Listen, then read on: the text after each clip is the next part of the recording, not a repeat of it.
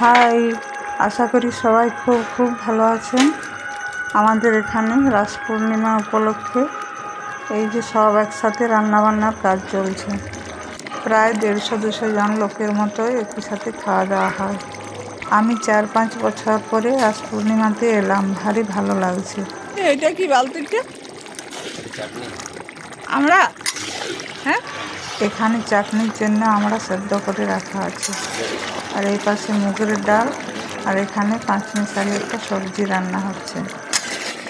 দেখুন কি সুন্দর সবজির কালারটা এসেছে, দেখেই খেতে ইচ্ছা করছে।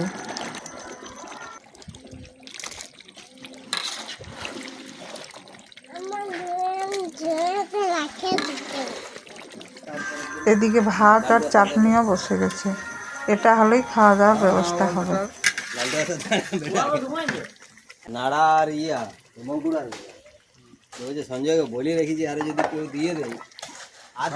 এক কড়াই ভাত বসেছে আর এক কড়াই হবে। এই দাদাটা আমাদের সব অনুষ্ঠানে রান্না করে, ভারী সুন্দর ওর হাতের রান্না।